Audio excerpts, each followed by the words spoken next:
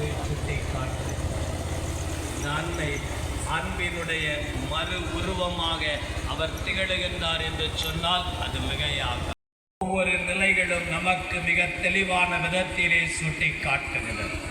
மிக சிறப்பாக மிக குறிப்பாக நாம் நற்செய்தி நூல்களை புரட்டி பார்க்கின்ற பொழுது ஒரு குழந்தைக்கு தாயாக இருக்கின்றார் என்கின்ற செய்தி அறிவிக்கப்படுகின்ற பொழுது நான் வசித்த இடத்திலிருந்து தனது உறவு பெண்மணியாகிய எலிசபெத்து தொலைதூரத்திலே இருந்த பொழுதிலும் கூட அதையெல்லாம் பொருட்படுத்தாது ஆண்டு. அதே போல யோவான் நற்செய்தியினுடைய 2ஆம் அன்னை மரியா அந்த திருமண வீட்டிலே ஏற்படுத்தி தந்தார் என்பதனை அவருடைய அன்பினுடைய வெளிப்பாடு நமக்கு மிகச் சிறப்பான விதத்திலே சுட்டி காட்டுவதாக. அவர் இந்த உலக வாழ்விலை முடித்து விண்ணகத்திற்கு சென்ற பின்பாகவும் கூட தனது அன்பை தன் பிள்ளைகள் மீது முழுமையான விதத்திலே பொழிந்து தனது ஒவ்வொரு காட்சியின் பொழுதும் மிக தெளிவான விதத்திலே மிக சிறப்பான விதத்திலே வெளிப்படுத்தி தனது பிரசன்னத்தை முழுமையான விதத்திலே தந்தவராக அங்கெடுத்து ஒவ்வொன்றும் அன்னை மரியாள் நம்மீது கொண்டிருந்த தன்னிகரற்ற அன்பினை வெளிப்படுத்துகின்ற ஒரு மிக அருமையான செயல்பாடுகளாக அமைந்திருக்கின்றன என்பதனைத்தான் அன்னையினுடைய இந்த காட்சிகள் ஒவ்வொன்றும் நமக்கு சுட்டி காட்டுகிறது.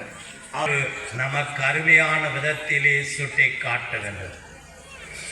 அந்த அன்னையினுடைய அன்பு பிள்ளைகளாக இருக்கின்ற நாம் நம்முடைய வாழ்விலே அந்த அன்னையை பிரதிபலிக்கின்றவர்களாக, அந்த அன்னைக்கு பெருமை சேர்க்கின்ற பிள்ளைகளாக நம்முடைய வாழ்வையான விதத்திலே நமக்கு தரப்படுகின்றன.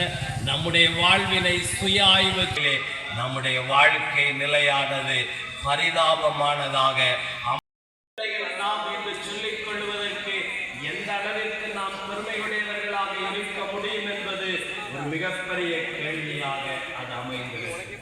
இன்னும் பல நேரங்களிலே நாம் பார்க்கின்ற நாம் அன்னையினுடைய பிள்ளைகள் என்று நம்முடைய வாழ்விலே சொல்லிக் கொள்ள முடியும்.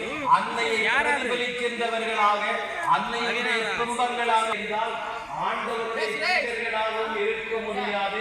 அன்னையினுடைய அன்பு பிள்ளைகளாகவும் நம்முடைய வாழ்விலே நாம் திகழ முடியாது.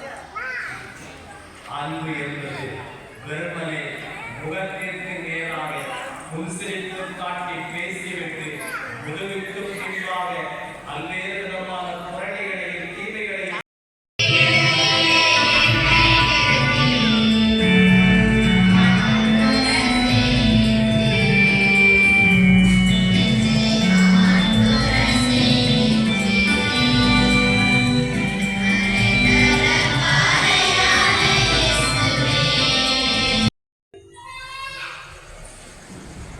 விண்ணகத்திற்கும் மண்ணகத்திற்கும் ஆனந்தமான திவ்ய இயேசுவே, என் முழு இதயத்தோடு தேவரையாரா